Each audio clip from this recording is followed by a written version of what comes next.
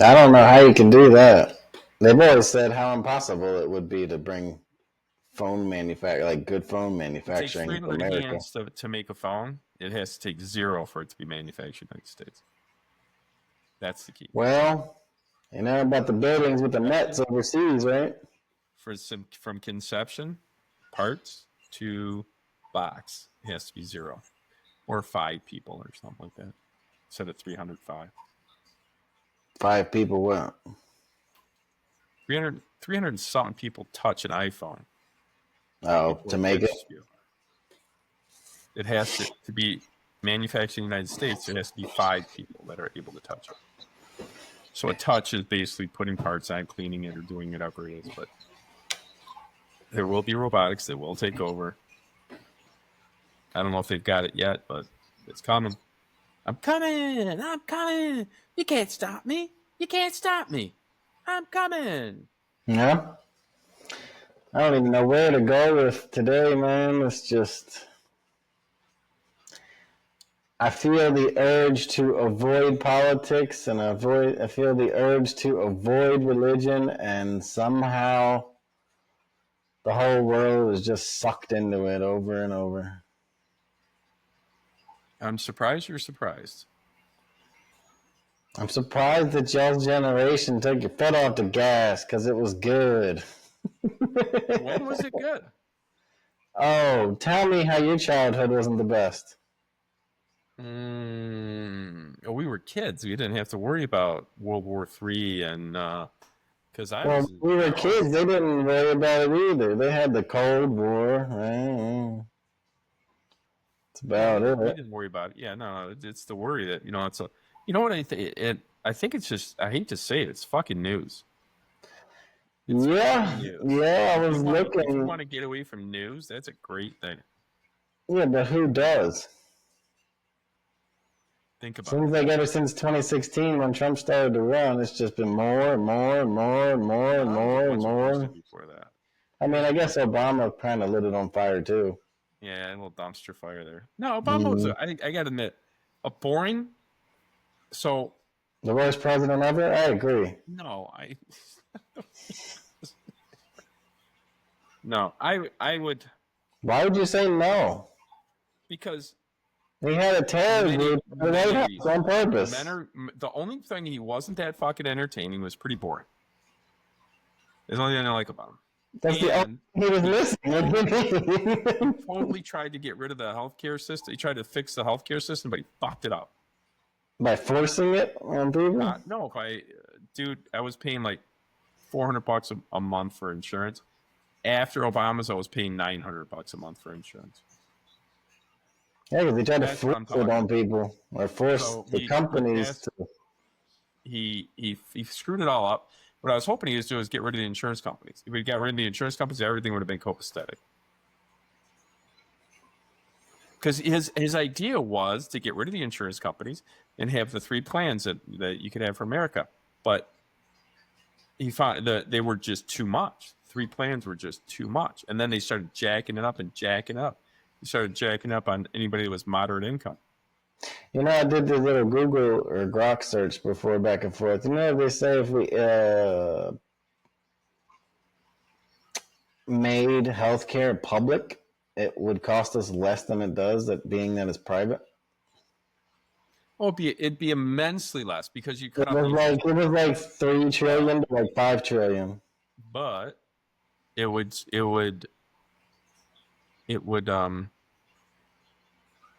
destroy the quality. Maybe end up like Canada or some shit, right? No, it would end up like Canada. You just become a number. Well, you're still kind of a number, so I don't know. Here's a fact for you. Depending on how much money you have, that's like the one main benefit that I can see of having money is more people care about your health when you have money. They're incentivized to do so. You're never going to go hungry. You're not going to go hungry. There's a couple odds and benefit. Well, I mean, I can go get food. I can go get food for free. I don't exactly need. So I can go get food for free. I don't exactly need the government to feed me. Right. Right.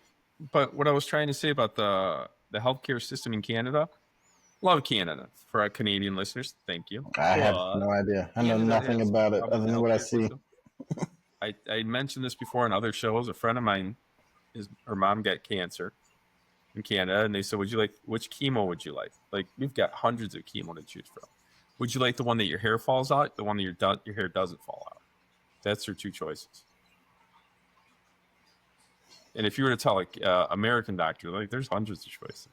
I got a friend of mine that's battled cancer no less than 20 times in the last 5, 6, 7 years. That's terrible. Operations, chemo, and radiation, all of it, and he's never lost his hair. Fucking crazy.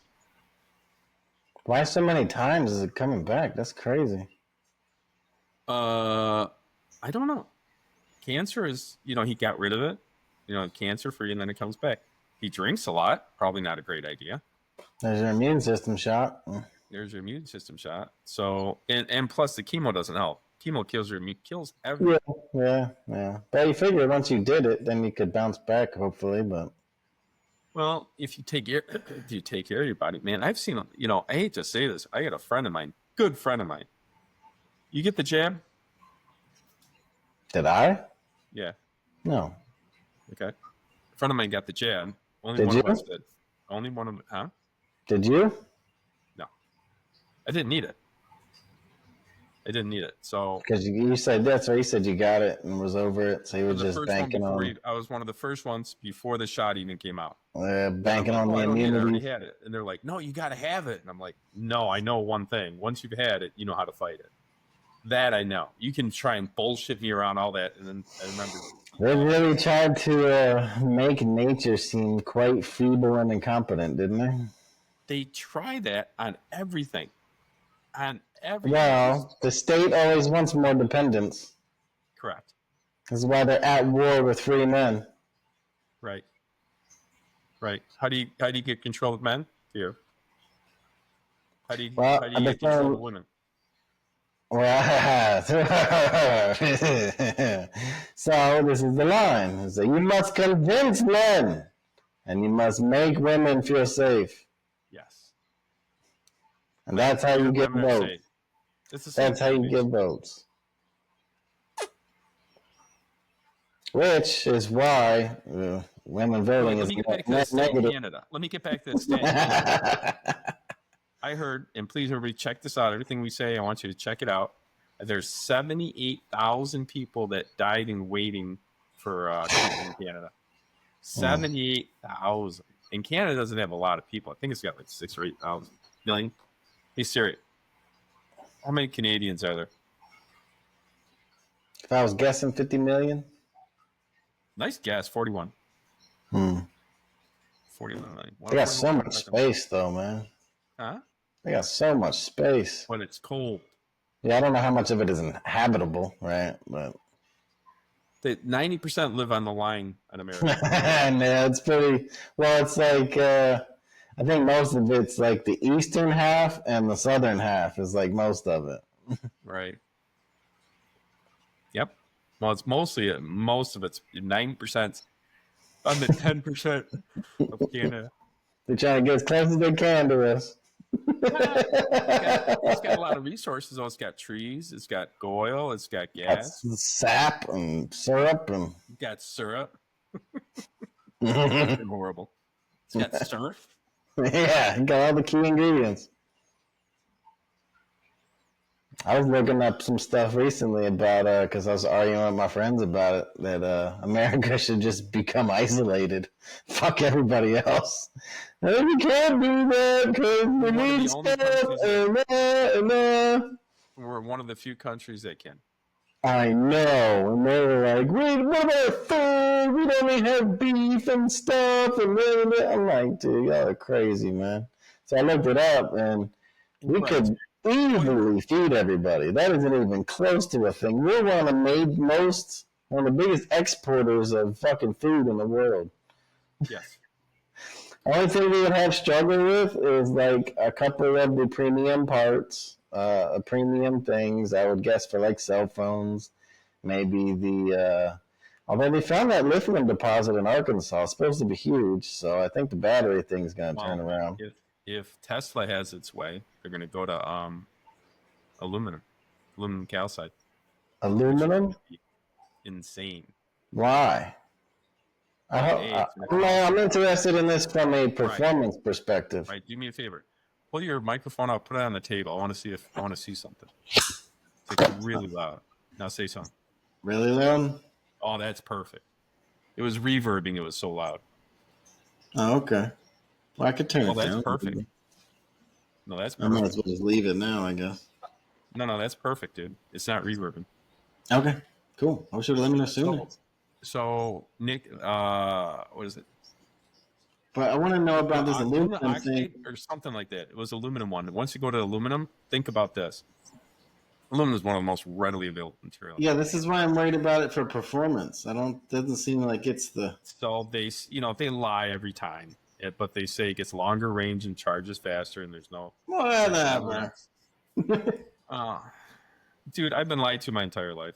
Right. Get in line. Like my entire life. Yes. Well, sophistry is alive and well, my guy. Oh, dude, it's disgusting. You have no idea. It's just absolutely disgusting. All the stuff that I heard would happen. I remember in the 80s, they're starting to talk about what the year 2000 is going to be like. Then the year 2025 is going to be like this. And it's so messed up. The sky is falling about something, And how many times I've heard the world's going to get destroyed. Do you have any idea? I think the most credible one I think that wasn't war related was the damn Y2K thing. Everybody was like, "Oh my god!" What about the Mayans? The Mayans of 2012. The Mayan calendar. I didn't believe that from people that had to sacrifice to the gods. They said 2012 the world's just going to get fucking destroyed, and I said, "Who said that?" And they said the Mayans. I said, "Where are the Mayans?" He goes, "They're gone." I'm like, just saying. If a race gets destroyed, there's that. There is that. that. Most of that was probably disease, but. Well, I mean, if you can't handle a disease, odds are you don't know what's going on. Oh my god, that's a crazy thing to say. No, because if it would have happened in reverse, if the new world was Europe and the old world was here, and they brought it there and they killed everybody, it would have been the same fucking way. Bounce that logic off me again. Help me out here. Huh?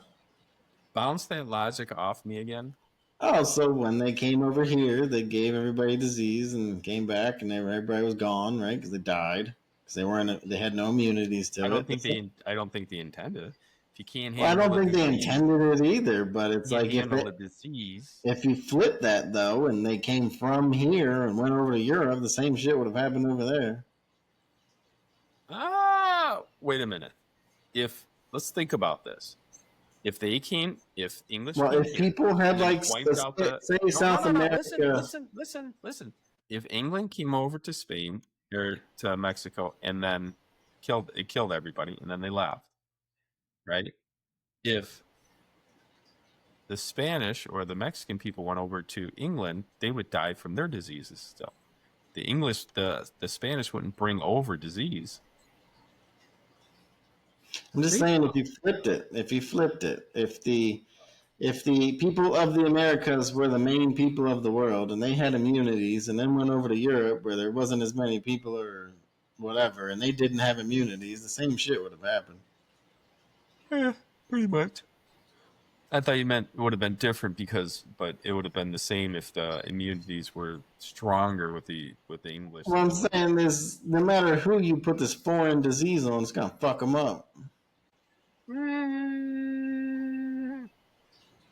I don't know. I'm not an immunologist. Well, I know that your body not being used to something or ever experiencing it is gonna fuck you up when you get it. Yeah, that's true. It's like that first time you had COVID, probably sucked ass, but every time since has been whatever. Well, the first time I had it sucked ass, it was like down for 4 or 5 days. Yeah, I got just like, too. And it sounded scary to people. I remember saying it like I feel drained, like I'm out of energy. And people are like, "Oh my god, it sounds so horrible." It really wasn't. It's just like climbing up a flight of stairs. I had a flight of stairs in the house, and I climbed up. I was like, Ugh. Big fucking deal. And the second time I got it, I had the chills for a day. That was that. Chills for a day, and I was like, we're not gonna stop traffic for this.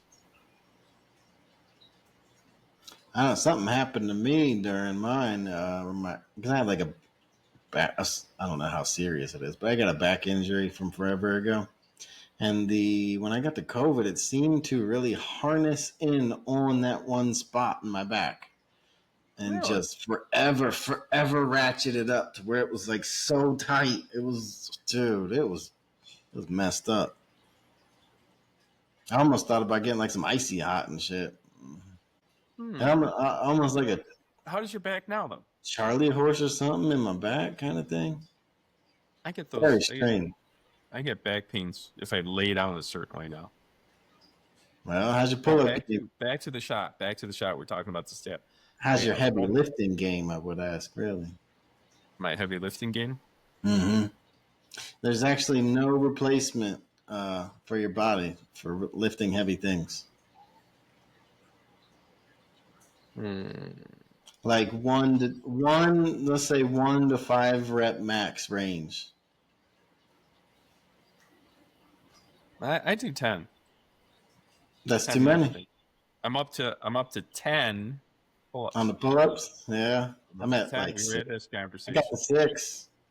Nice. Well, you got a lot more weight, dude. You got a lot more. You keep saying that, but you know what it is I keep playing with it in different ways. Like sometimes I'll be hanging. Sometimes I'll do slow up. Sometimes I'll do slow down. Sometimes I'll hold at the top. Sometimes I just do it in a lot of different ways. I noticed too that I activate my right shoulder much more than I do my left one when I do it, probably because I'm weaker on my left side. So I've actually been, when I go up, I actually start with my left and I come down last with my left. Sure. And I think that's actually balancing me out very well. That's what we do in martial arts. We always alternate sides. Yeah, you got to be ambidextrous, my guy. You got to slap ass with both hands. Got to fucking crack faces with both hands. Slap ass with both hands. I've been watching this one guy do a slap. And he's got a pad and just fucking slap it. The slap competitions? Did you see those? I don't know if you need a faster way to get CTE, but it's right there. Post-traumatic stress disorder. Well, CTE is like that critical brain injury stuff, you know? The stuff you get from like too many car crashes or fucking stuff like that. The stuff that they say Junior Seau took his life over, you know? I don't know if you remember him. No, I've heard the name before. I don't know where. Long-time Charger linebacker. He was a beast too, Junior Seau. But he retired, and then a few years later, he ended up killing himself. It's the high-impact stuff, is what it is. I had a unique experience. I think it was after I've seen you last. Okay. I interviewed Christopher Dora. No hablo. He walked on to the Dolphins, and he ended his career in Pittsburgh Steelers. And it was what era? Huh? What era? I don't know. Check him out. Christopher Dora. It's your guy. You interviewed the damn guy, right? He didn't ask why. Well, let me explain why. Only had an hour with the guy, and he did nothing but told me how he died and went to the other side. Oh, this is your near-death guy. My near-death guy. Yeah, that kind of blew my mind, man. We were talking about what's it like over there. He goes, Oh, speaking of, I got a wicked link for you to check out later. You scare me when you say wicked link. Well, no, it's in your lane. It's this NDE shit. It's It's wicked. It's a pretty cool one because I don't know. Explain. Well, I don't know. I keep falling asleep to it every night, hoping I'm going to finish it. I finished like half of it, but then I just fucking drift off. But I'm gonna finish it eventually. Who is it? What is it? Y'all leave it in the comments, and I'll fucking put it down there for you. Tell me the story. I'll tell you what it is. Tell me the part you've seen. The part I've seen, it's a narration talking about somebody's experience way back when. I will look it up though. Dude, there's thousands of them. And not all of them are good. I heard 25% of them are on the dark side. Yeah. I think it's incredibly naive when people go into this stuff thinking peaches and cream and roses and all that bullshit. Kind of the way you do with paranormal shit, you know? Well, I had the orbs. I've had the experience on this show. On the show. You're welcome. You're welcome. On this show. So for the people that don't know, what happened was we were taping, and then we're in a break, and I saw something go like this, and I just put my hand up like, oh, let me mark that. And then I went back to the episode, pulled it off Riverside where we do our filming, and I saw like 20. You know, one comes around by my chair, spins around, and takes off the other way. I'm like, this is crazy. I've always wanted a paranormal experience. I got one. I don't know how paranormal that is, but yeah, I got you. How so? What do you think it is? What do you think that it could be other than paranormal? Well, you say paranormal. It is paranormal, but like the kind of paranormal shit that you're looking for, you want contact. That's what you want. I agree. Maybe not even physical, but contact still. That's what you're looking for. You want to be moved. It would be really cool. I think it's naive as hell, but how so? I don't mind being naive. Because, dude, this is just like the portal to so much. Like the exorcism story that's based on a real story. The Blair Witch story that's based on a real story. Mm-hmm. The Skinwalker Ranch story is based on a real story. I mean, there's just so many ways that this could go wrong, right? I appreciate it, but I don't fear it. I think you think you're insulated, and I think you're thin-insulated. Insulated. I love that. That's a great analogy. You think you're insulated, but you're thin-insulated. That's a good one, too. He's like, I got God with me. He'd be like, yeah, but he's not exactly here with you, and there might be something here that's stronger than that. I don't think there's... Well, I know for a fact there's nothing stronger than God. You would hope so. Well, by definition, my God is the architect of the universe. That's my God. Well, he allows some wicked shit. That's all I'm gonna say. He allows some wicked shit, but he gives. What are we to God? Quantum robots. What are we to God? We're his children.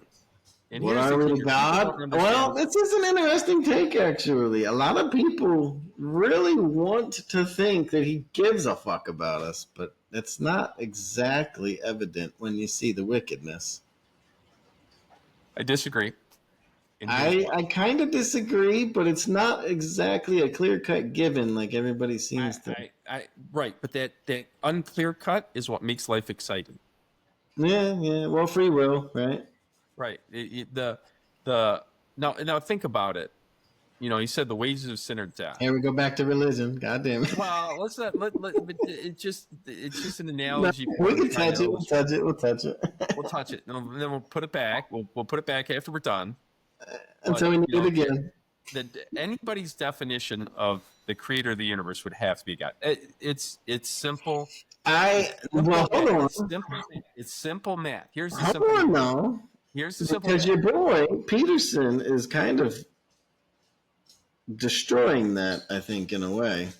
No, he's going to because there's a wave of people out there that think that your belief system is your religion and where it comes from is your God.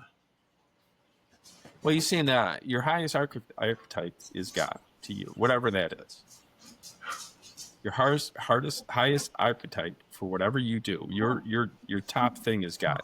If it's your wife's your God. If it's your work, it's your work's your God. If money is What's the thing you hold highest? What is the highest archetype? So the thing you hold highest is not the creator of the universe. But that's your God, though. Oh, they're separate now. Let's say yeah. I thought it was monotheistic. What happened? When I was really splitting them up. But I'm saying with everybody, your highest archetype, the highest. You have an archetype of your life.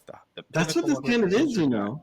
Huh? In order to split this as a creator of the universe and your highest thing, you're essentially splitting monotheism. No. It's still monotheism. You got to understand that the top of your hierarchy, the top is your God. Well, I think. Let me explain it a little bit deeper. Where it comes from is it's the same verbiage. Yeah. It's not where it comes from. It's what's at the top. Well, that's the same thing. That's what I meant, but it's the same thing. But you're trying to split it into two different ones. So some people's highest, greatest, best is God. Some people's highest and greatest is money. Some people's highest and greatest is their mission in life. They don't take God higher than their mission in life. But that's your God. That's the definition of a God. Your God. Your God individually. So it is mono. What is it? What's the opposite of mono? What's the opposite of mono? Monotheistic. And then the other one is the plural. There's all kinds of theists. Multi-theistic, whatever the fuck that is. I know there's a term for it. I can't think of it right now, but you're basically anytime you're gonna say your God, you're splitting it. Well, everybody can talk about because it's either the God or your God, right? No. But what I'm trying to illustrate is everybody has a concept of God.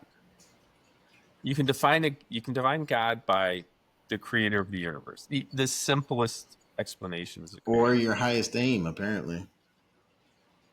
Well, what you take I can know there's a God. I can know that there's a God. But the highest of my archetype is what I hold as God. I can know of another God. I know of God. So isn't this worshiping a false idol? It's almost like I know what I'm talking about. Nailed it. You fucking back religion.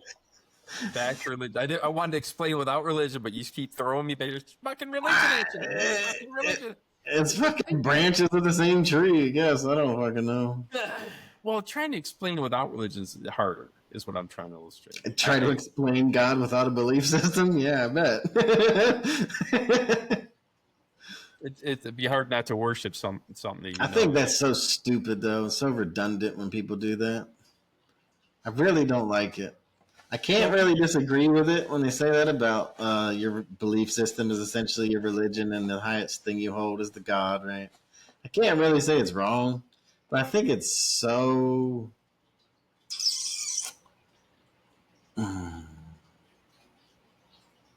It's extreme oversimplification. Agreed, but it's true. And so we've argued this part. We could make this whole podcast about truth. Round and round we go, buddy. It is probably the one word that is so hard to define. What is true? And the only thing I can say is true in my life is anything I can't disprove. He go with the prove thing again. This is so anti-religious. Why is it anti-religious? Prove God right now. The universe. The evidence. Hearsay. So Hearsay. I'm living Hearsay. in a house. I'm living in a house, right? Hearsay. Hearsay. I'm living in a house, right? You're living in a house. A house is evidence of a builder. You're living on a street. Your street is evidence of a builder that builds streets. Any building you go to, the shopping center needed a builder. The painting needed an artist. It's evidence. God's not showing himself in this universe? Fine. The evidence is overwhelming. There's a book called The Case for Christ with You can't just say because stuff exists that somebody created it. Why? Why can't stuff just exist? How can it become an existence? I think, like I've said before, that you're seeing this through the lens of your biological life, with a beginning, a middle, and an end. That's that in it. So that right there. But for a non-biological anything, it's like, no, I'm just here forever. What are you talking about? Okay, you're talking about spirit. I don't know. I'm just talking about non-biological. What's non-biological? Like living, breathing creatures, right? Okay, so what else would you be saying? I don't know. A rock? A sun? Okay, a sun. Does it have a beginning, middle, and end? Yeah, cycles. And it right? has to be created. So it had a beginning. Buying that. How- So there's another theory I could throw on you. So there's a theory out there that suggests, because the Big Bang, right? Mhm. There's a theory out there that suggests that this is an endless cycle. Still, but it's So everything concentrates, Mhm. then Big Bang. Mhm. Then everything concentrates again, Big Bang. Mhm. And that's just the way the cycle of the Where did thing. it start? Where did the cycle start? Maybe it's always existed. Started? That's every scientist to date knows for a fact that the universe has a beginning. No, they knew that it exploded from one place at one time. They know, And they're calling that the beginning. But like I said, that could just be the recombination of everything until it does it again. There has Maybe to be it just goes on endlessly forever.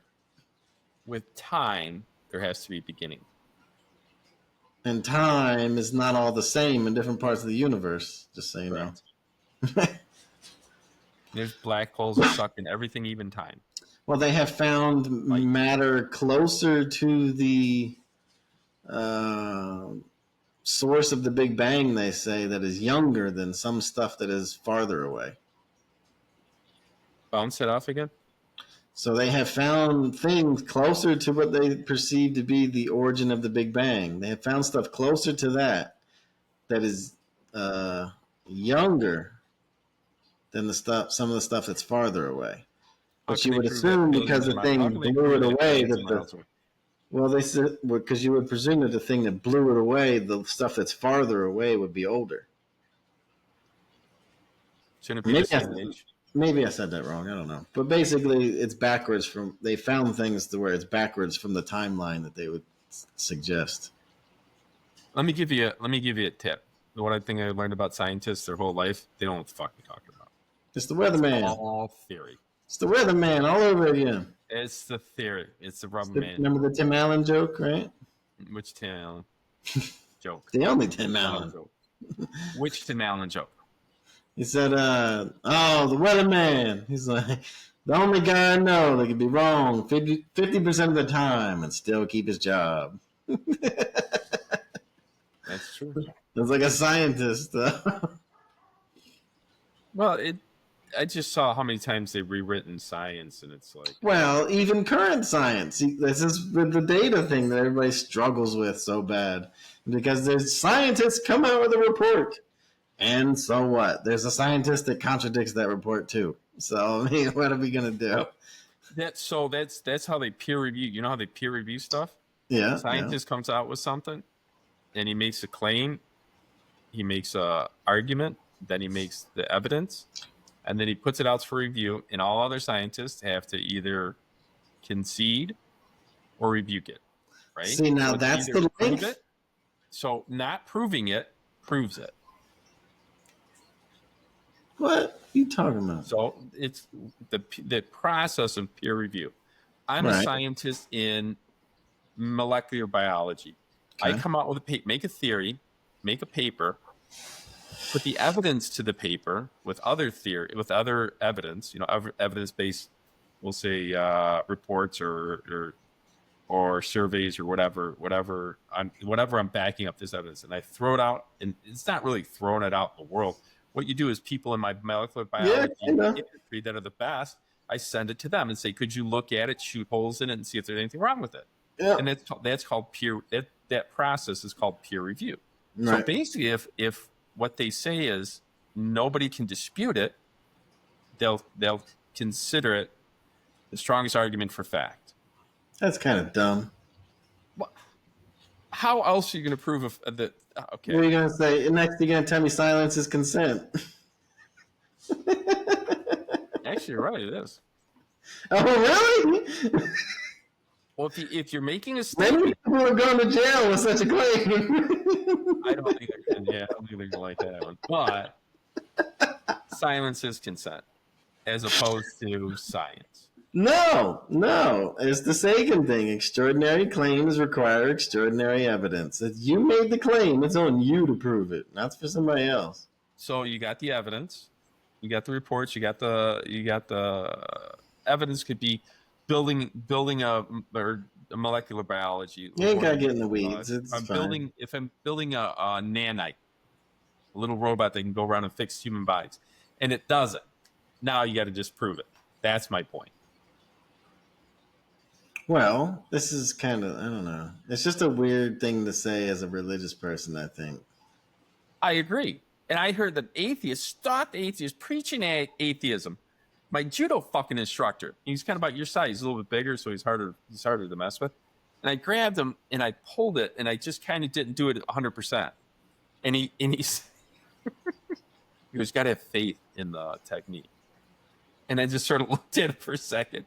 For a preaching atheist, Are you telling me this? Yeah. and he goes like this. It's the right word. You got to have faith in the technique. And you saying faith, not about religion. That technique. Weird to the ears. Well, this is the thing when you say it. Like I said, prove, because what is your thing you fall back on? But the proven thing? Oh, peer review. No, proven. This is like the 5th time we've talked about it, but you bring it up all the time. This proven until you can disprove. I don't know exactly off the top of my head now. If we could rewind the tape, I know you said it. The peer But it's review basically process. It's the creator thing, and then it's like prove it, but you can't prove God exactly. So then you're in this weird space.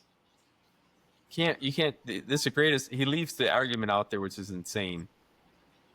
That is there a God or isn't there a God? He leaves the argument out there by not introducing himself.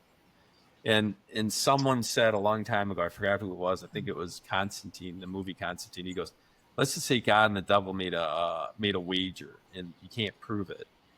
How would you prove it?" And then you saw the movie go on, and you see a lot of the evidence, that's not proving God, and I think they're making a Constantine too. But you said it in relation to something, because you say it, well, I see a lot of shit. Truth. This is the truth thing. Truth. Okay, your definition of truth. Well, Say it. My definition of truth is you can't prove it wrong. I mean, what else can you say to truth? What is the definition? Well, I think you really with truth. They should correct. How do you correct? I think the onus is on you to prove it right. Well, I'm making a statement. I'm making a statement. I'm bringing the evidence. Okay. I agree with you. You're trying to say that's how you're supposed to say. Bring the evidence. Yeah. The evidence is creation, and the evidence is not creation. Yes, it is. Because creation is the given. what you're looking for to prove is the variable that it was created by someone or something. No, if it was created, the individual that created it would be a god. It has to be. It has to be an individual in your mind to apparently create it, but you can't prove it. So it's not true in your definition because you can't prove it. I can't prove who. Why is it a who? Why is it not a it? Whatever it is. I'm going to say he because I think it's a little blasphemous.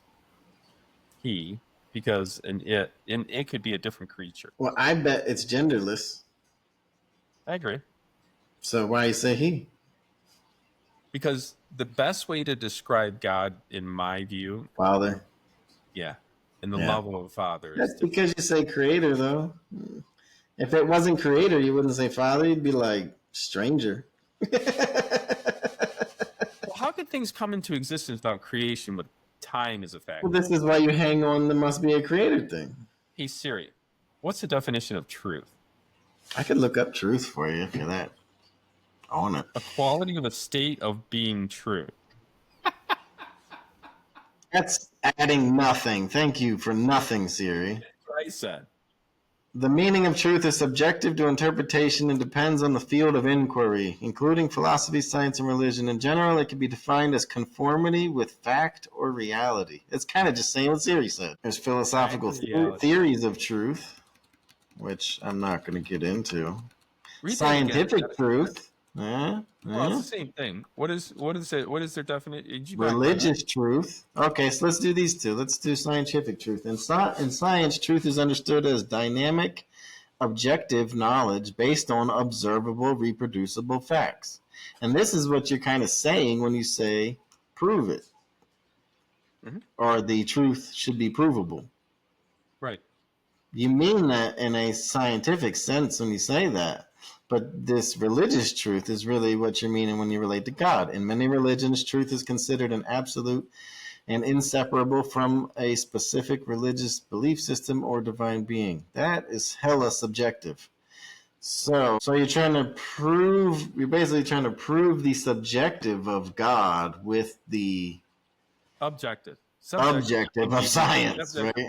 Subjective is between me and you. Objective is objective truth. Well, the religious seems to be the subjective, and the scientific seems to be the objective, right? I could argue the fact that objective is individual too. Well, then we're back to Nietzsche all over again. So there are no facts. Nietzsche. Fuck Nietzsche. Always! It always ends up here. You end up in God all the time. I end up in Nietzsche all the time. But he says, there are no truths. He's like, I have my way, you have your way. As for the only way, it does not exist. Well, the only way for everybody doesn't exist, but the then it's not true. Because as by my definition of true, I would say Nietzsche's talking subjective truth. But he's saying that there is no objective. That's his claim. I don't necessarily agree with him, but that's his claim here. Nah, he's close. Everybody's. I think he's meaning this. I think he's meaning this more of the metaphysical stuff, because we can all kind of agree that water plus heat makes steam because we can prove it. It's the metaphysical stuff that's the real. I think that's probably what he's referring to. Because, yes, the apple does grow on the tree. I can see that objectively. It's objective. Right. Like, I think he's meaning this more about, like, the tough questions we ask. Because to say that there is no the way is kind of weird. Like, there's a way that we clean water. There's many ways to skin a cat. Yeah. Right, that's what he says. As I have my way, you have your way. As to the real and only way, that does not exist. Well, each religion says they're the only way. So now is that subjective? But my definition for truth, because I'm going to throw a wrinkle in all of this, says what's true, and I've said this since you asked me, maybe our first podcast. This might, I think even our first podcast, we were talking about truth. And we're still talking about it. It's insane. And when we're about to die, we'll still probably be talking about it. But it's just one of those topics. But I say that what's true is true for everyone, which is very against what you just said and what he just said. Well, not just said. You're what's true is true for everybody. Yes, and that makes it true because that means it's objective. It doesn't matter if I drink the water or you drink the water. Objective, all the things that are objective, that would be true. But there are things, dude. You're starting to get some orbs over there. Just saw some come across your screen like that. That's what I do. You're an orb magnet. I don't know, man. So I don't shy away from it, especially on certain weekend nights. Sometimes I think I'm going looking for them. You're bad on many different levels. Yeah, no, tell me about it. But that's my definition of true. But your thing is weird. Your thing is weird because your definition of truth leans on proof. But the religious, I'm an evidence-based guy. That's a very strange claim to make as a religious guy, though. Why? Okay, like I said, you're saying that I can't prove. Prove God right now. It's like, can't really. The evidence of God is the universe. The suggestion. The evidence. Well, that's assuming. Remember one of those definitions is like something that's repeatable and proven and can't be disputed. Well, that's scientific method, really. Scientific. So scientifically, the universe proves there's a creator. So you want truth to be scientifically provable, but you don't find it weird that you're a very religious person who can't do the same thing to religion. Or not religion, not as much, but God itself. I just think it's kind of paradoxical, I guess. It is, but I don't disagree with what you're saying. You're 100% correct. But if I'm looking... cake and you want to eat it too. If I'm looking for truth... If my pinnacle is looking for truth, God sits at the top of. So there was an old saying, I think I mentioned this before, that when man gets to the pinnacle of knowledge, there will be religion sitting there waiting for him the whole time. Well, how does that work if we're saying that the belief structure is the tree that leads you to the top? Is the religion that, because like they say now, a lot of people push this shit. Even though I don't like it, that your belief system is your religion and what you hold highest is your God. But I wouldn't really think that religion is waiting for you. Religion in this sense would be the thing you get to do to the top, versus just getting to the top and it waiting for you there. Help me understand that one again. Well, he said that the old saying is that the religion, you go through the journey of truth and you end up with religion at the end of it. Mm-hmm. But isn't your religion, in this sense, the tree that you're using to get to the top? Finding to get to the top? It can be either way. So how many atheists have come to Christ? Because they get to the truth at the top. I assume there's a lot of weak people. I don't know. I don't know about weak. you just like fucking stirring the pot. You're a shit. Well, starter, man. Not everybody needs it. That starter. That's what I do, man. I'm a pot stirring motherfucker. Pot stirring motherfucker. You know that? I like to say I'm a bubble busting motherfucker. You're a bubble busting motherfucker, man. Yeah, because people live in their fucking bubbles, and then I come by and I'm like, oh yeah. You walk around the needle. You're the biggest pithy at you. Out there. Oh, that's funny. Pithy for everybody. Pizza for everybody. Ooh. You yawning, man. Long day. Long day. Started early. Started at 6. But not everybody needs external hope, which is why people go eventually to religion. Eventually, they'll get there. Yeah, because they break down because they're weak. You keep saying this weakness. I think it's strength to have faith. I will find my guy here. Oh no, I will show you. You always have a guy that scares the shit out of him. As it should, because I'm a bubble busting motherfucker. Just fucking here's Brian with fucking. Welcome to my world, guy. Bubble busting. But he says,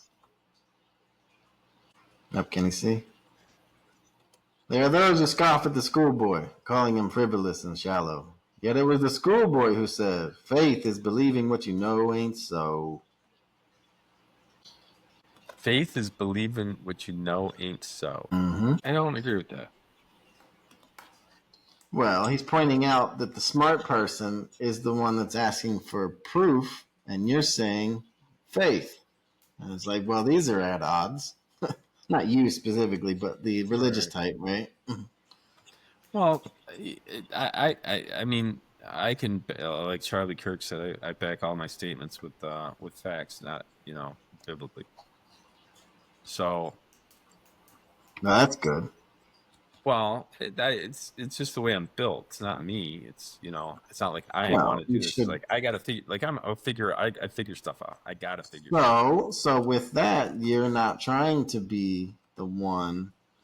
Huh? That's weird. So there's your religious split with you trying to make it fact instead of biblical. Because that's kind of what you're asking for in a way, isn't it? When you divine truth, you're asking for scientifical proving, but you're also the religious type. Your faith has to have evidence. Does that make sense? Well, so here, is it still faith at that point? Of an airplane. Is it still faith if you know it to be 100% true? If you know it to be 100% true, it's not faith, it's knowledge. Now you're catching on. Right? So here I've got a question for you. Mm-hmm. Did the not apostles, did the disciples have faith? I'm sure. You sure? Yeah. I disagree. I think they had knowledge. Well, this is what Gnostics claim. This is what the Gnostics claim, by the way. When he came back and talked to the disciples and said, put your hands in the holes of the piercings. That's knowledge. That's not faith anymore. Well, this is what the Gnostics were all built on, What do you... Well, you know about the Gnostics? No. Enlighten me. So the Gnostics were around before Christianity. They were around at the time that Christianity was about to be unfolded and this and that. And Gnostics means knowledge. So they were the ones that claimed to hold knowledge instead of, like, faith. And I'll show you my boy because he's the greatest. But he says, faith, not wanting to know what is true. No, that's bullshit. But it's not knowledge, as you not just wanting out. To know.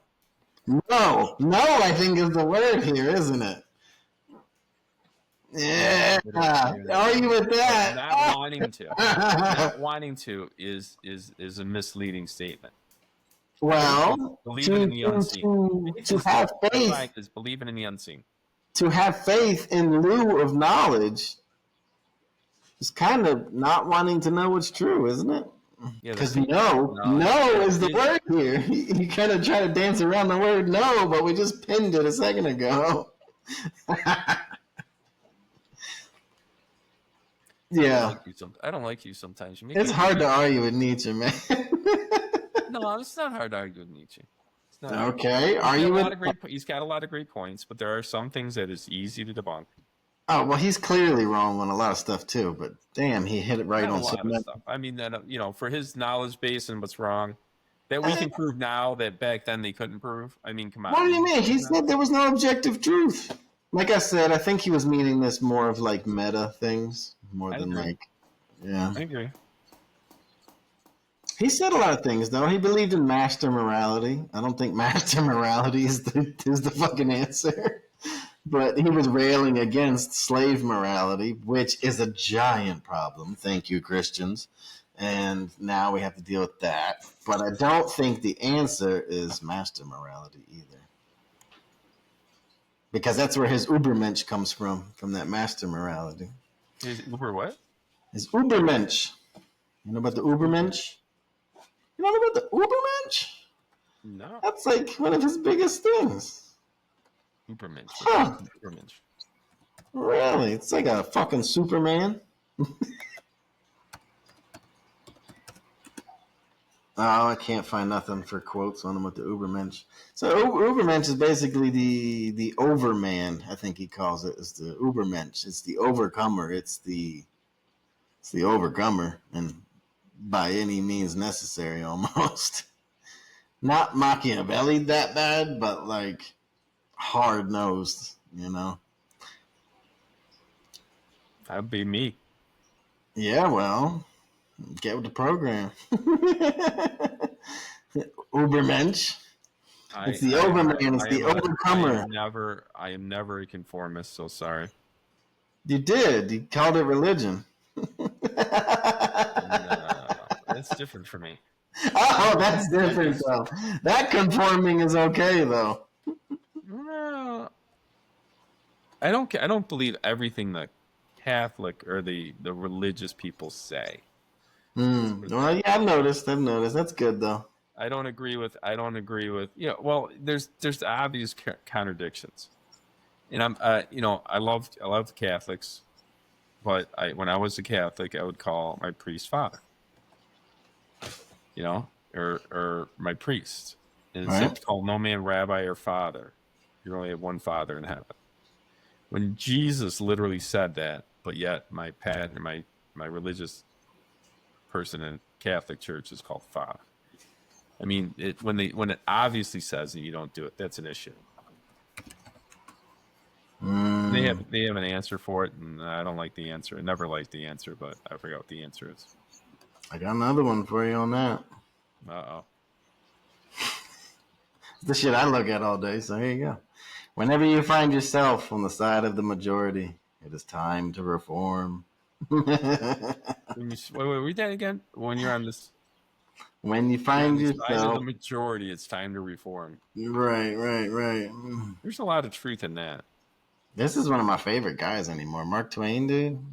He hits me like crazy all the time. Whenever you find yourself on the side of the majority, it is time to reform. It doesn't exactly mean abandon what you got going on, but you definitely should reconsider it if it's the direction that everybody else is going. Yeah. Historically, people have had a bad rap of following people. Yeah, that's a fact. Right? Let's follow Hitler. That's a great idea. Let's follow Mussolini. Yeah. Well, it's the blindly following that gets everybody in trouble. Yeah. That's why I like facts. This is why the problem with religion, isn't it? Isn't they ask you to blindly follow in a way? I don't think they ask you to blindly follow. That's why I disagree. No, I haven't seen it. Oh, they've made a book. You're right. They all have a book to convince you to follow, not just blindly, but semi-blindly. I don't think it's a book to make you conform. I think it's a love story, and the love story is that God. That's an interesting theory. Well, I'm not a fan of the Old Testament. Big fan of the New Testament. But why not? Some people will call this revisionist history. They call it anything they want. But what I don't like about the times got nicer, so the book had to too. Right. I don't disagree with that. But then the original one was the truth. Then, if you're going to go on that line, the what? The original one was the truth. Then, if you're going to go on that line, isn't it? The original one is the truth. I'm not going to say the Old Testament. It's a little brutal. So it's not about if you like it or not. It's about if it's true or not, right? Mm-hmm. So we're just doing revisionist history as we go. This is how we get gay pride parades and everything else. No. Is that how we get gay pastors? You go from down here somewhere to way up here. They're all connected to me. No. Is this how you get gay pastors? Is that how? And then the gay pastor started hitting on me one day. I didn't like that. That's always fun. What about gay marriages in the church? Sanctioned by the church. What about that? I hate to say this, those churches generally fail. Well, I'll tell you what, every gay society never reproduced, so they failed too. And that's why it is a mental illness. He said it. I did. Hey, it is. You go from the gay shit to the tranny shit to whatever you're going to do now. Tranny's a mental illness. Gays, you're attracted to something you can't help what you're attracted to, right? Whatever. Whatever. The thinking you're a guy when you're a girl or thinking you're a girl when you're a guy is a mental illness. There's no other explanation. It's a definition of mental. I think it's more likely that those people are pansexuals than they are gay. They say they're not gay. They say they're trapped in another body. Well, not the trans people, but the gay ones, right? I think that they're probably more like pansexuals than gay. You know what the pans are? The pansexuals? The ones that go both ways all the time? Yeah, they just take love from everybody. Whoever's into giving them love, you're like, yeah, that's it right now. I don't know. Yeah. Isn't that bi? Kinda, but it's just like, I don't know. They need a new word for everything, right? So. Yeah, pansies dude. Yeah, they got a new one each week. You know how it goes. I saw this one guy on TikTok. He was like, "Oh, he misgendered me. He called me a guy. Sir." Yeah, it was like a knife in the heart. I'm like, hey, fucking wake up, dude. I saw one earlier. It was a girl. She was probably like 12, no testosterone. Then she did her voice on testosterone. Day 3, a week, 2 weeks, 3 months. It's crazy different. After 3 years, she did one. And it was crazy different. Oh, I told you about the guy that the only transgender I ever met and couldn't tell. Oh, really? I told you about that, didn't I? Where I stuck my foot in my mouth.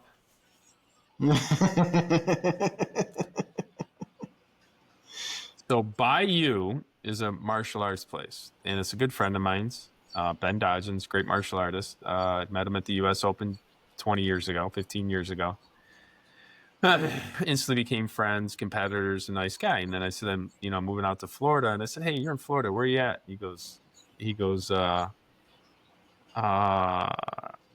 store is literally in Port Richey.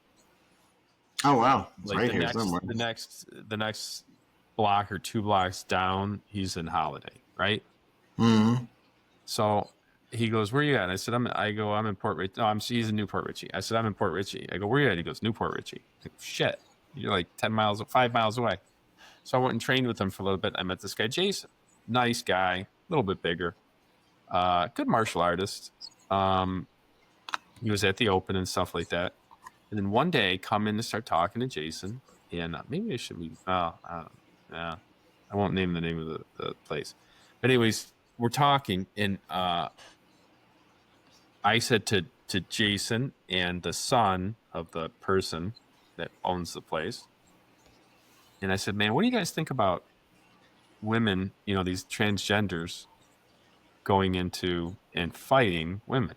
I mean, this is ridiculous. I said, this is ridiculous. I go, I'm vehemently against it because I saw 2 or 3 fights, and the guys it's bad. It's wrong. It's bad. It's wrong.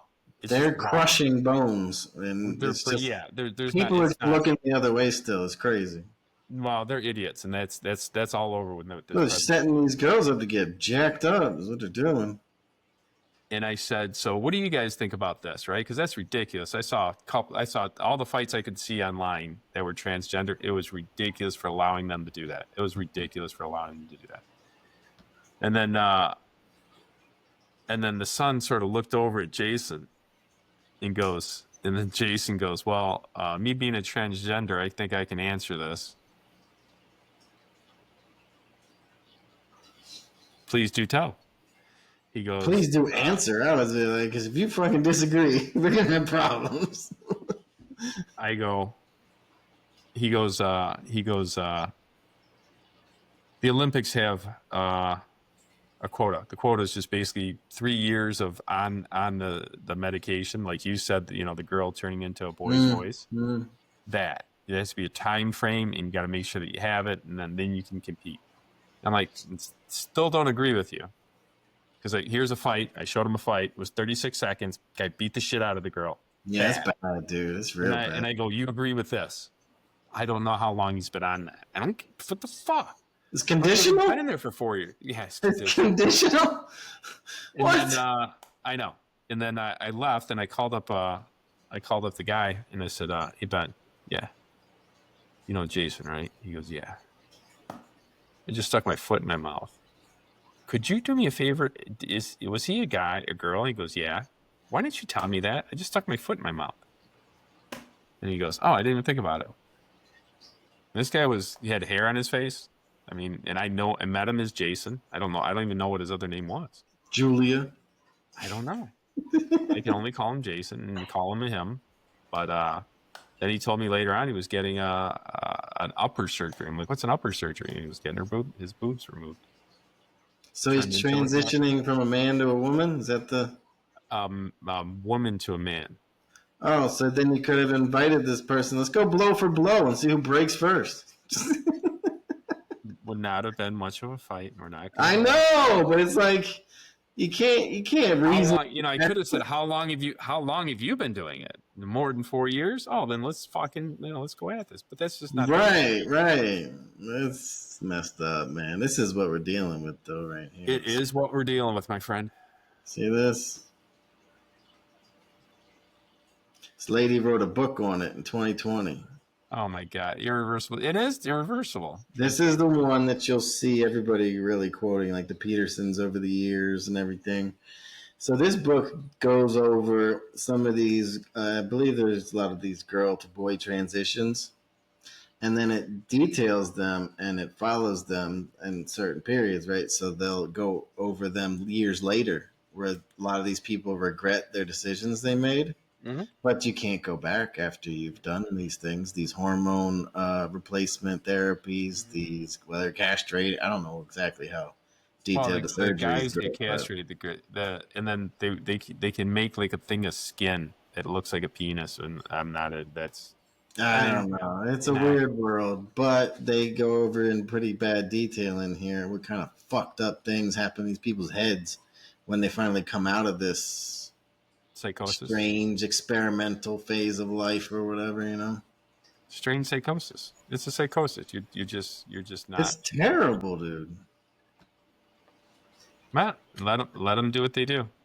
After a while, they'll all figure it out. Endorses the controversial concept of rapid onset gender dysphoria. It's not recognized as a medical diagnosis. Why, I don't know, by any major professional institution, nor is it backed by credible scientific evidence. Why should it be? Shire states that there was a sudden severe spike in transgender identification among adolescent girls in the 2010s, referring to teenagers assigned female at birth. She attributes this to social contagion, which females are so much more at risk for, among high anxiety, depressive, mostly white girls who in previous decades fell prey to anorexia or bulimia or multiple personality disorder. All of those things they're also completely susceptible to. Women or girls are so much more susceptible. What they're trying to say is there's all those disorders were prevalent at certain times, like the 80s and 90s, the 2000s. 2010s. Now okay, so mental illness was around back then too. So what? Well, what they're saying is, anorexia was prevalent. They're trying to lump it in like it's always been here or some shit. No, mental illness has been around the whole time. It's just, dude. I swear I shouldn't even say this, but I really think demons are taking control of people. It's really insane. Well, it's really the good and evil battle is forever. It's the sophistry. I can't see Like, I don't know. I know what the fuck sophistry is, and I've known this word for a while, but I've dug deep on it probably in the past year, and I see it everywhere now. I see it everywhere. It's because all right, we did this on here I think a while back, but let's finish this first here. Schreier also criticizes gender affirming psychiatric support, hormone replacement therapy, and sex reassignment surgery, often referred to as gender affirming care, as treatment for gender dysphoria in young people. Well, She claims the scientists changed. They changed the what am I looking for? The treatment. I think it was called gender dysphoria. It was called something else, and the treatment this seems to be the name of it now. Was psychological. Rapid onset gender dysphoria, ROGD, is where they're at now with it, I guess. Well, there was something else back in the 80s. It was called something else, transgenderism or whatever it was. But anyway, they back then the treatment was psychology, and now literally the treatment is gender affirming care. So if you look, what's the treatment for gender dysphoria? It's gender affirming care, which is sex transition, which you can't do. You can't change your sex.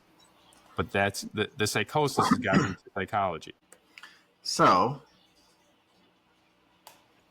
yeah. The psychosis has got into psychology. Up is down. Race to the bottom. They're winning. Woke is broke. They're winning. They're winning. Well, they're making a treatment that doesn't work. It's the propaganda. It's the sophistry. So we went back on this a while back. I don't know if you remember what philosophy versus sophistry. Remember that? I remember philosophy. I don't remember the sophistry part. Okay, so philosophy and sophistry both involve the pursuit of wisdom, but they differ in their core aims and methods. Philosophy seeks truth through critical inquiry and rational thought, aiming for deep understanding, while sophistry focuses on persuasion, using rhetoric and skillful arguments to win a point, regardless of its truth. Tell me that isn't what's happening. I can't deny the truth. Philosophers prioritize the process of learning and understanding before achieving goals. God damn, isn't that the left? Whereas sophists prioritizing achieving goals by any means. I'm telling you, man. The means that they use is yelling and often teaching rhetoric for public speaking and political success.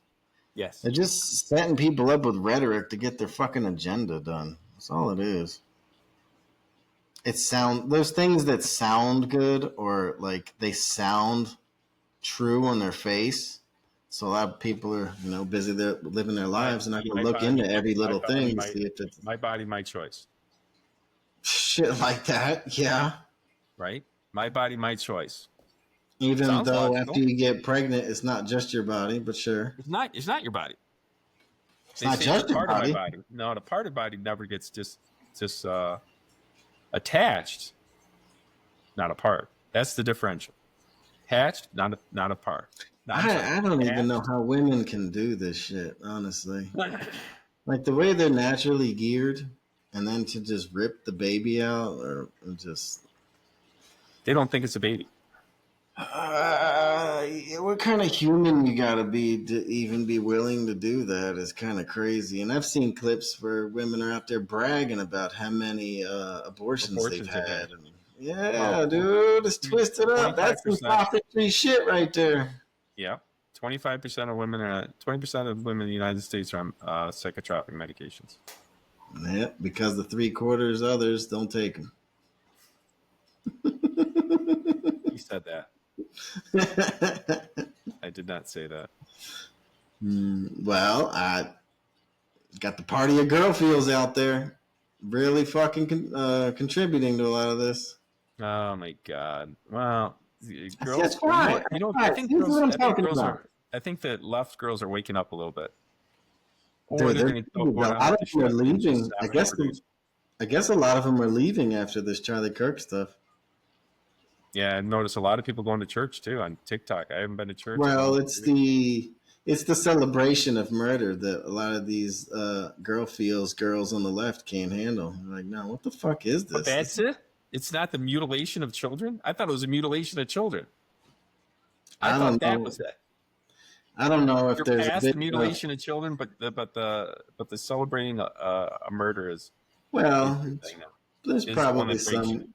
There's probably some with each, and I've only seen a couple things on it, but it's like it's happening. It's bizarro world, my guy. Sophistry, I'm telling you, sophistry. Sophistry. So now that you have this context in your head, and for everybody out there too, you start looking at a lot of this stuff in the world. Look for a sophist's angle. I guess that's to say, really, hunt for truth harder. Don't be lazy. Don't take things on their face just because they sound good, right? Well, I like what you said. They do it by sophistry as any means possible. Dude, it's And so they call it's you a names. makeup commercial. It's everything. It's like you don't. It's all lies. They're poisoning you with random ass chemicals in your makeup and just convincing you that you should buy more. And Vanity. besides the fact that makeup is just crushed up bugs, but well, some of it's whale fat. yeah. Well, so is lipstick. There's that. There's that. We can talk about the nitty gritty, dude. And you know what? That's probably it. If people like they're disconnected from their food, they're probably very disconnected from their makeup products. And I bet if a lot of them were, it was forced in their face to see it, like what it is, where it comes from, the chemicals in it, what the chemicals do to humans and cells in the human body or face or whatever. It's like, how graphic do you have to go?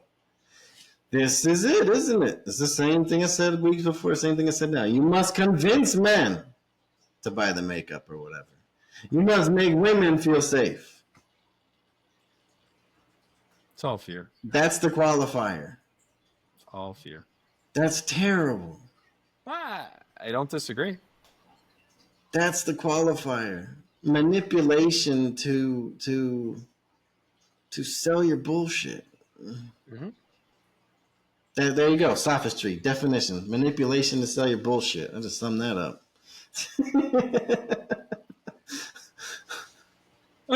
I'm surprised that it took so long just to get dyes out of the food. Well, that's a multifold thing. I mean, masculinity's been under attack as long as I've been alive. No, not as long as Yeah. I've been alive. No, Yeah. masculinity was very necessary back in the day. Well, it's still necessary. It's just not. No, it's not right. necessary no more. It's not necessary. Of course it is. Because, like you say, what needs to happen for evil to take over? Oh, all it takes is good men to do nothing. There you go.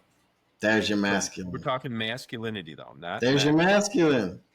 You know, I got this, these sciencey fucks, I don't know, whatever. I can't remember exactly where I got it from, but I had to point it out to a couple people lately because I started thinking about it. But they say that testosterone is more linked to status seeking than it is to aggression, which I thought was pretty wild. Well, because no, these were real brainiacs that came up with all this. They were doing like social experiments and all the jazz. And apparently what they were concluding was that by having more testosterone, you aren't more likely for aggression per se, but you're more likely to take action in things that would give you status. Which I thought was a super interesting pivot from where you normally hear masculinity talked about. Because normally it's just aggression. But it seems that maybe it's more of the purpose. Like it might have aggression, but it's more directed at a purpose. Because otherwise, anger without or aggression without a purpose is just a psychopath, isn't it? But I was like, word is that masculinity is more closely related to status seeking than it is to aggression. Like that seems to make sense. Keep your eye on the prize, right? Yep. Men have and somebody who is. Here's a question for you. They did a study on testosterone. They said, what would the cause be? What would the effect be if we gave young women, testosterone? So they did a study at Stanford, and they gave certain women, random studies in the college. And guess what the number one change was? Confidence. Nope. Good one though. That was a good one. That was a good guess. Bravo. Bravo. Yeah. The number one, and they had to stop the study because of it. That's a hint for you. They we can't keep going with this study. Oh, the sexual nature of it. They turned into horn dogs and just wanted to have sex. Yeah. And I was like, oh, I gotcha. Now that makes sense, right? Especially 20-year-old college students, right? 20-year-old college male. Dude, they don't need any help. Yeah, well, but that's male. But if you put that in a female, I thought you meant the males female. there. The females at 20, they don't need no help, dude. Exactly. But now you feed that to a woman, they're like, now they can't control it. Yeah. Because a guy can only have what they can get, but a girl can get anybody. Yeah. So there's a man out there for every. They literally stopped the study. They were corn dogging it. There's a man out there for every woman, but not the reverse. There's more women than men. Doesn't matter. What? They prefer cats these days. No, they prefer men. They want masculinity. You know what the weirdest part is? You talk to most women, what do you want? I want this quality in a guy, I want this. Sounds really masculine. Yeah. Then why are you telling everybody you don't want masculine men? I don't know. Well, you know why. That's society. Yep. It's society. Society is, back to religion. Society is ending. Well, this is where I say that the state is at war with free men. So think about this. If you want to go to war with somebody, who would you want to go to war with? Well, the biggest threat to society is masculine men because they're not going to put up with your bullshit. So weaken them, diminish them. As I said, it's been my whole life. The boys have been bad in school because they're rambunctious, right? So they don't learn and sit still pretty like girls do. So they've always been kind of demonized for that. And just the list goes on and on of things they've kind of. You got boys in school, don't you? Yeah. How old? One's just starting this year, and the other one's in like first grade. Okay, so do you get the report card saying he's busy or he doesn't? My mom got that report card the whole fucking time. Like they want to put me on. They're good. They're good. Really? Are they calm? Well, like I said, my wild one kind of just went in this year, so he's doing the light duty still. So we'll see how that goes. But my older boy, he's fine. He's adjusted, I guess. So that's what they're trying to inform him to. It's such a caged animal, man. I agree. It's not Tell good. the wrong person. I grew up in the age where Arnold was on the cover of the Blockbuster still, you know. Mm-hmm. Rambo was actually still kicking ass, and Conan the Barbarian was one of the number one movies. I mean, come on. I know you're out of date, but it's like name the last Disney movie where the boy was the main character. Aladdin. That was like 92 or something, 96. I think it was in the 2000s, but it was 25 years ago. No, you saw the remake in the 2000s. When did Aladdin, the cartoon, come out? He's serious.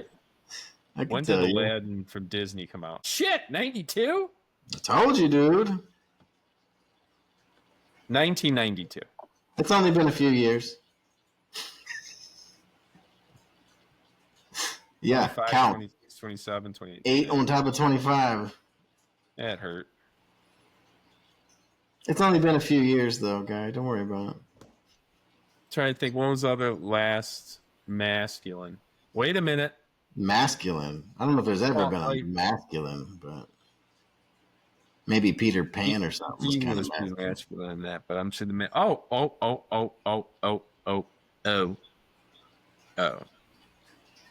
Gotcha. Beauty and the Beast, and he was criticized for masculine. Okay, masculine character, but he wasn't the main character. Yeah, it was. Or Belle was the main character. The male, And the Beast. and the Beast. Because he's the side note. He's not the side note. He's the main character. Is he? Get to the beauty first. Could have been the Beast and the Beauty if he was the main character. Hold on. Let's well, are you saying Disney? Yes. Ant-Man. And since I have little ones. Ant-Man, because that was the latest Marvel. Because you got Captain America. That's Ant-Man. not a Disney movie. It's a Marvel movie. It's Marvel. Marvel's owned by Disney. It's owned by Disney. It's not Disney. It's owned by Disney. Oh my God. But they did try to put all these women up front. Yeah, as they did. Yeah. You know remember the new Ghostbusters? Remember the new Ghostbusters? The girls? No, they got the new old Ghostbusters were all the guys again. Oh, I don't know. I know they had that one Ghostbusters. That was more of a comedy. That was a comedy. That was a comedy. But no, think about this though. Ever since Disney started to go on that woke, what's happened to Disney? I heard somebody say past day or so that Disney is no longer going to be as we know it. I think it was Victor Davis Hanson said it. So Disney lost $182 billion since their endeavor to that. Really? Good. Do me a favor. Pull up the stock of Disney for the last 10 years. You're gonna want to push this one up there. You're gonna see a fucking tank of a tank of a tank. They lost exponential. Just say Disney stock price last 10 years and chart, and then fucking put that up there. Whoa, they're dealing with stuff from. Whoa, they're dealing with stuff from right now too, actually. But they're because of the Kimmel thing put them in a hole, I guess. No, it's everything they've done in the past 10 years. Get a stock up. So it dropped nearly $4 billion after suspending Kimmel. No, dude, you're not getting. Get the fucking stock tick. Get the chart. Disney chart.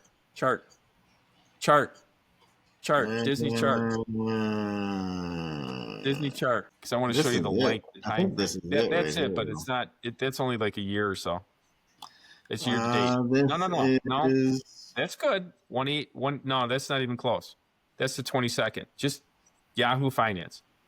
All right. Yahoo Finance. That's the 22, not 25. You're not getting it yet. There's so much more to it. See, there's a crazy uptick in this thing. Yeah, so there is a crazy uptick.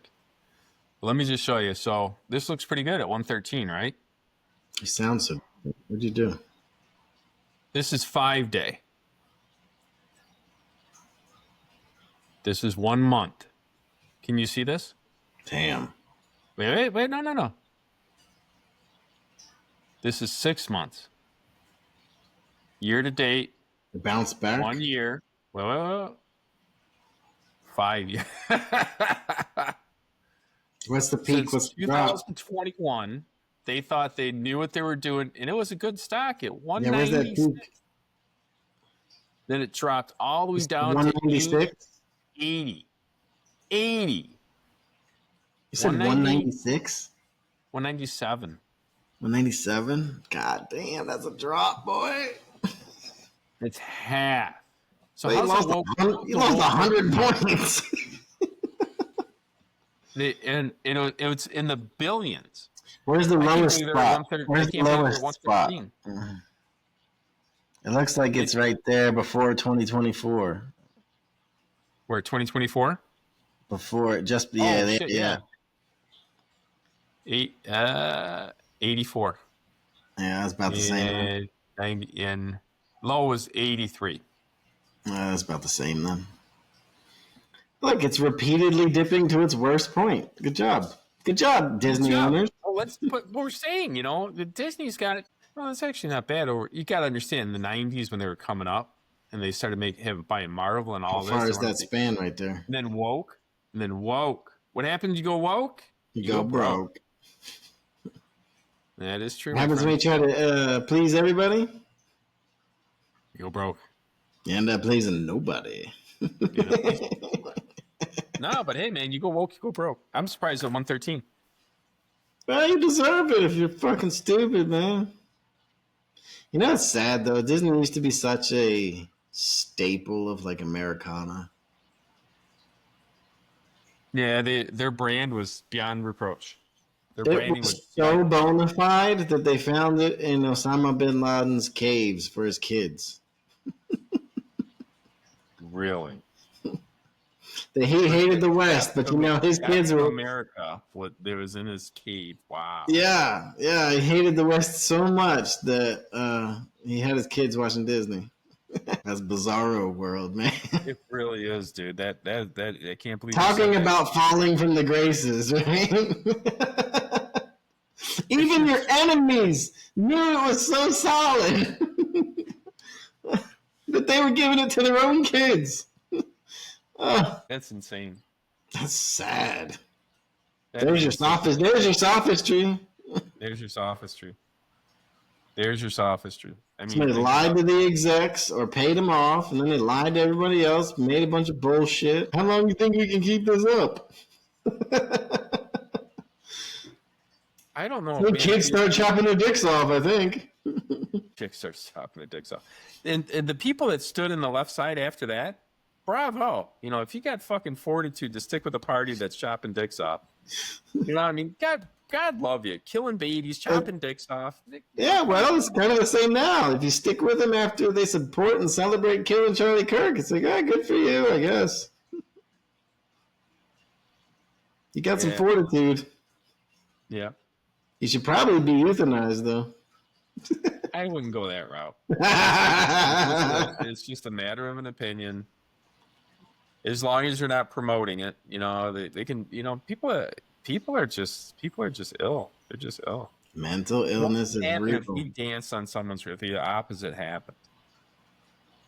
And then we danced on someone's grave, like. But we wouldn't, because that's not who we are. I get it. But what if we did?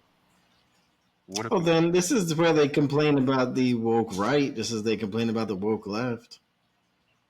There's a version of that to basically say, and for anybody who doubts it or doesn't believe it, you could basically sum this up as there is an emotional left who does dumbass shit, and there is an emotional right which does dumbass shit and says dumbass shit. Both of them. Yeah, but there's more moderate Republicans than there are moderate. Yes, liberals. it's far heavier on the one side, yes, but Right.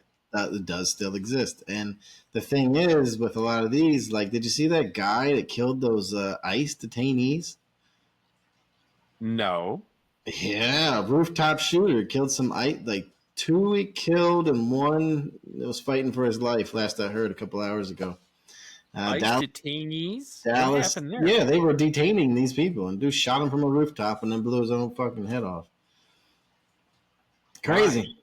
Why? I think it was in like Dallas, Texas, I think. I don't know. It's still early to say, but it seems like some immigrant shit. I'm curious to see because I heard some people painting it as some lefty shit. I'm like, man, it seems like some right shit. Shooting immigrants. It seems crazy like a left thing, but it's like the motive seems like a right thing. It's really weird. I don't know which way they're going to play it, but there'll be mixed up stories on both sides. And so then we enter into the modern arena, which is completely sophistry. Because what happens? Somebody comes out with a report. Then somebody comes out with a conflicting report. And then there's so many reports, nobody knows what to trust, so they don't trust anything. And then sophistry can just do whatever it wants. Whatever feels good at that point, I guess. You got to prove it. But we are in the age where confusion is the weapon of the day. Yeah, but the truth always comes out. But people won't believe it because they've been lied to so long by who knows. That's their fault. But is it? Because I keep coming back to Yuri Bezmenov. Did I ever show you Yuri Bezmenov stuff? Yeah, I think you did. He's the KGB de facto in like the 80s to America. Maybe you haven't. I was thinking. Yeah, I've tried to send you this video. I've sent it to somebody else recently. You should watch it, honestly. It's like an hour long, but you will learn so much and everything will start to crystallize for you. But basically, PSYOP missions of the United States. Basically, demoralization is where it kind of stems up. Yeah. Because demoralized people don't trust any information because they don't believe either side anymore. Because they've been demoralized. They don't have a logical grounding of sorts. Because, like this day, right? Confusion is the weapon of the day. It's the up is down. It's the I don't know if he's a girl or is a boy. I don't know if I want to be a girl or a boy. Or it's all the subjective, I guess you could kind of say. Yeah, that's kind of Subjective coming from here, subjective coming from there, makes you kind of stand back and say, I'm not believing anybody because I don't know what the hell is objective. And that's exactly what confusion does.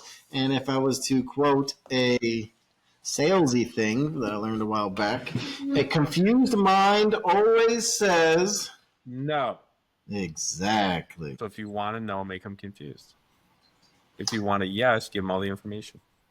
Well, it's kind of a soul line rings in my head. When you want to help somebody, you tell them the truth. When you want to help yourself, you tell them what they want to hear. Mm. See, this is what I use to fight all this. All these little lines that kind of run, these soul lines, these Nietzsche lines. This is where I battle all this stuff because I just go back to people. You understand people, you'll understand a lot of this stuff. But then you want this is a whole nother topic, but it's the data thing. So data. Holy shit. Are we about to talk about this? This is a heavy one. Because Light. you want the short version? Yeah, we only got a few more minutes left on this. We can dig in detail next podcast. The brain loves data. And we champion the intellect more than anything else today. That is true. But the intellect is not the only way that you can know things.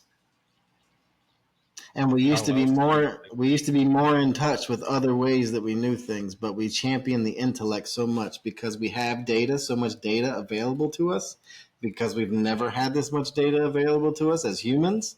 And it's just this data. This is where everybody wants more data for the data, and now the data and the more data, and then you just get swamped with data, and then you don't know what the fuck is up from there, right? Yep. But the brain, this is what the brain does. It's a computer. It wants data. The more data that it can get, the better you're going to feel about making a good decision about something. Yeah, but that's logical though. The more data that's you the have brain. about That's what the help brain you does. make a better decision. That's an intelligent move. Don't make it sound like it's that's logical. Somewhat not realistic though, because like I said, we've never had this much data on anything in human history, probably. Well, let me rephrase. So you are not going to have accurate data. You're not good. Well, who knows what accurate is anymore? See, and then I can tell you about a book that's called "How to Lie with Numbers." You want to talk about that book? We can talk about that book.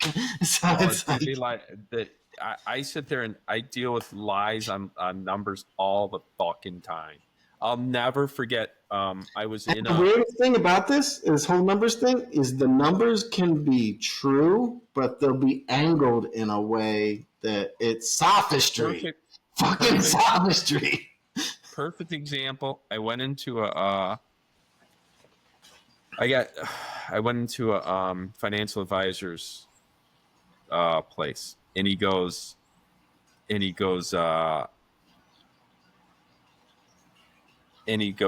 you were to invest $5,000, $10,000, $100, whatever the number was, $10,000 between 2000, we'll say 2005 or 2000. See, these are the particulars.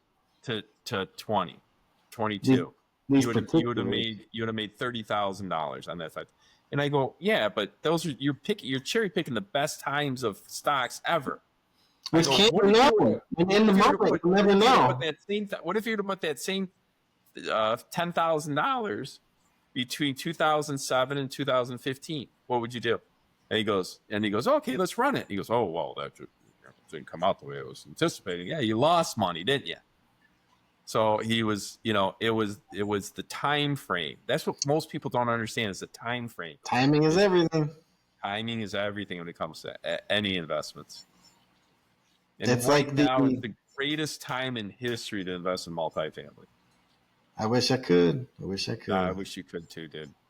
Yeah. That's kind of where I was going to end up with the way I was running that. But no, but like you said, you made an unbelievable point. You can lie with numbers. There's a book called How to Lie with Statistics. I think it was written in like the 50s, but it's basically going over that. And this is how you'll see governments tell people about statistics to things. Even if, because usually there's some offness to the numbers, but even if the numbers are true, there's an angle to it. There's always a fucking angle to it. It's kind of like that. It could be a time frame that they're talking about. It could be, and investing is a weird one because that's banking on the future. And hindsight is always 2020. So you're gonna sell me on some bullshit. It's just like, yeah, it's a weird one. It really is a weird one, and I'm but pretty good I'm pretty good at sniffing out bullshit when it comes to that. Yeah. Well, you've been around a while. You've been going through it. You've been seeing these fucks out there. You know what I think though? This is crazy. I was a neighbor of mine got cancer, and then she did all this research. Suzanne Data, dude. I'm telling you. No, but and he was explaining to me how the fucking drug companies work, and that really got me out of fucking. How they were what? How they basically lied to you to make billions. So they said, they go like this. This cancer fighting medicine works 27 times better than natural. 27 times, right? You get 1,000 people. This cancer kills everybody. Yeah, see, this is weird. It's 20 people out of 1,000, and it's 26 times greater, but it's still 26 out of 1,000. But they make it sound like it's 26 times better than a placebo. It's probably the same with a lot of those drug commercials too. All of them. I always listen to what they say, and you know what the worst part is? What they're saying is true, but if you were to know the actual numbers beforehand, like how many percent of this actually does is natural, they won't tell you that part. The natural, because that would ruin their sophistry. Their sophistry is beyond reproach. But here's something for you. Do you think the sophistry of the drug companies or anybody selling something to the government? Because the people the salesmen to the government are the best salesmen, the best lobbyists, the best of the best of the best. Do they even have to be, or are they just friends at this point? They are the best. They are the best because they just grease some elbows, man. They might grease some elbows. They don't have to be that great. But do you think the politicians know that they're lying or not? Because they bring the data. They bring the data, but they lie to you through the numbers. But they bring the data that says this is 27. I would bet most don't care. Well, I think they do. I think it's the dollars and numbers thing. Just like you might be right. What percent of people are you helping, or what? It's like you might be right. You might be. They just got to hit them on like a few metrics that they know they're concerned with. Like they do most people. This is the data thing. Like I have friends who are all about the numbers, and I've seen these people in my life. It's just all about the numbers. Give me the data. I trust the numbers. And I just start looking into this shit, and I'm like, why do you trust the numbers? Should you trust the numbers? And it's just like the further you go down these rabbit holes, it's like, so this is where I talk to you about the data thing. And the brain, the prefrontal, loves fucking data. Fucking loves it because it feels like you're getting a more informed decision about whatever. You are, though. Are you if you're being lied to about the numbers? Data. With philosophers, you might be, but not with sophists. True data.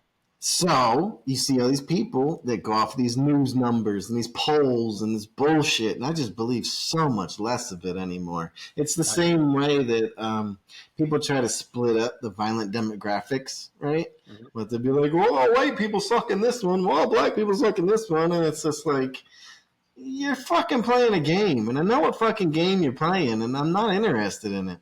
And I know what I see out in the world. That's The what I game is to trust. separate the people. That's their game.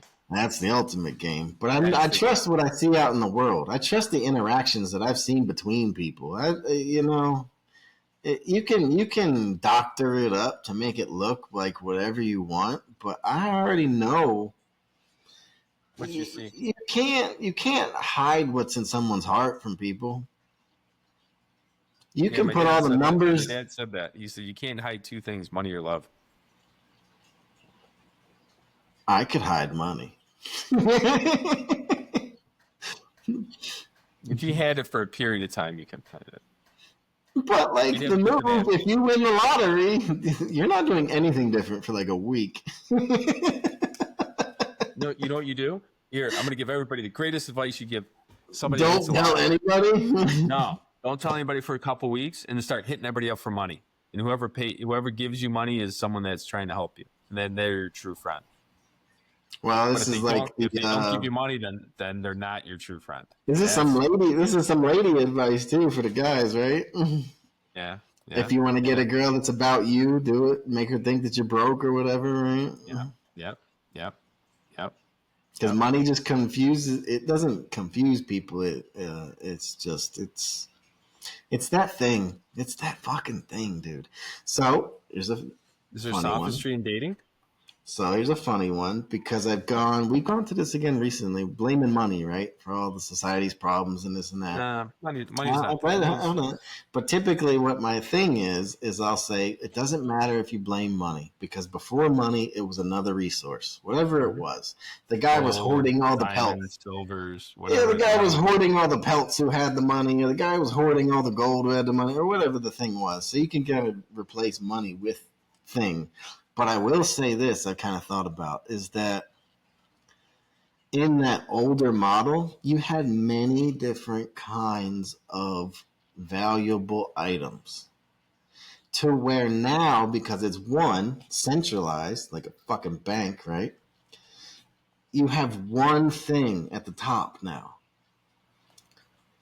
So I kind of lean back into this money thing. Like maybe money is the problem because it's just one central commodity.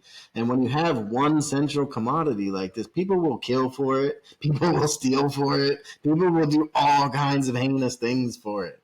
But how many people would rob a house for some bear pelts? They used to. Maybe. But you weren't even guaranteed to get like your dollar that you wanted for it, you know? I just find that this money thing is maybe centralized value too much. Well, I don't think people really understand what money is. Money is worthless. It's well, unless you're cold and you can burn it. Well, money is would last longer than money. I would recommend wood, but I'm just saying. I would recommend wood. Maybe start it with some money though. A financial advisor taught me this. He goes, money is just a modicum of a trade. Yep. Mm-hmm. You labor for money, and then you labor for money. We're trading money for our labors. That's all it is. Yep. But people put so much emphasis on it. Because it's the one thing, though. I think that it's more like now we got Bitcoin and gold and diamonds, and we got other modicums of trade. Gold just fluctuates. You can't back the dollar with gold. It's more stable. Bitcoin's pretty good. Well, here, gold. Here's something for you. Gold and Bitcoin always go up. Money always goes down. By design. Which would you rather have? All of that's by design, by the way. Agreed. But which would you rather have? I don't know, man. I saw them coming down. They want to come down with a hammer on Bitcoin again. I saw that the other day. There was some Congress thing or something. Yeah. That's going to make it go up, baby. But I'm wondering if money might be more to blame than originally thought. Because yes, it's a commodity, just one commodity. But dude, the number of people that I see online say, I've seen people say money is everything. So many people. That's what they believe. But are they wrong? Yeah, absolutely. Why? Because money is just a When it is modicum of the one thing, if you only need that one thing to be fed, clothed, safe, um, health, I mean, that one thing encompasses a lot. everything you'll need almost. The only thing that I've said that you can't get with money, the only thing that you can't buy with money is love. Mm-hmm. That's it. So everything else on the globe is on the table with money. Friendship? Yes, you can buy. Of course, people become. This is why you said the thing about letting people know you're broke before you get the lottery money. Yeah, you can. I think you can buy friends. You can definitely buy friends. You can be a friend without money. That's my point. Well, those are the long-term friends that you were talking about, but you set that up in a way because you know that once they know you have money, you're less likely to have real friends. But Well, you will still. When you get my point was that you'll know who your friends actually are. I gotcha, but that proves that's also a demonstration of what friends really do. You know, friends will help you out. Real friends, but that also proves that people will flock to be your friend when you have money. Oh, that's so you can buy friendship with money then. You can't buy true friends. I hear you. I can agree with you that you can buy friends. I would say love. Agree with me to say you can't buy true friends. I would say that that's love. Right. You can only buy love then. I mean, you can only love's the only thing. Love is the only thing. That would be there's a definite argument for that. Definite. Yeah. Bravo. Love is the only thing you can't buy with money. Right. And if it's but what do you think? What do you think about that? I'm curious. I'm gonna let you chew on that though because we've come to this a few times. Like, oh, just blame money, and it's like it's just the thing. You can't blame the thing for the people thing. But what about because historically, throughout history of people, it's never been just one thing. Never. Even back in the old days, they had shillings and shit. They would still do gold, silver, whatever the things were, right? Mm-hmm. But maybe having just one fucking thing is a big problem. Can't disagree with that. But we do have Bitcoin out there, which is good. Right. But we have Bitcoin, we have gold, and we have silver. Which is amazing to me because gold and Bitcoin increase over time, but yet money decreases over time. Well, it's by design. We know the game. Well, we know the game. We know the game. We know that some guy just goes over to a computer and pushes some buttons, and banks have billions. Yeah. Oh, that's how they make money. Man. That's so crazy. It's a keystroke. It's this right here. You hit the right keystroke in the right place inside a door, inside of a vault somewhere. It is insane, but that devaluates the money, so that they can print more or whatever, interest rated up, down, whatever fucking game they want to play at the moment. Yeah, the thing that trips me up with money is always that people work 40 years, but by the time they're done working for their savings money, it's worth 20 years of money because the fuckery that happens to it. Well, you should be investing in that money. I hear you, but they shouldn't have to also. You shouldn't just put it in the bank. That's the last thing you should do.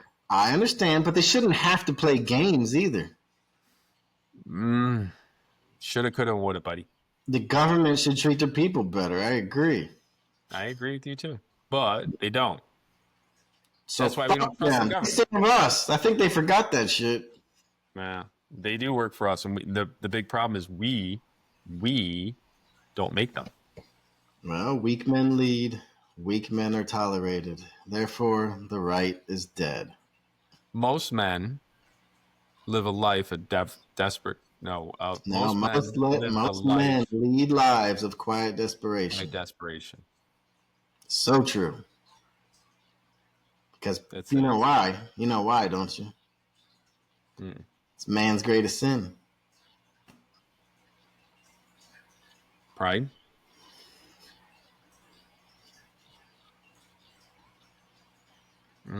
Is it sad that I've already chewed on these things a million times? No, it's not sad. That's what makes bold ideas. Well, because that's what makes bold ideas. Those are bold ideas. I'm going to have to get going right now. Oh, good, man. It was good talking to you.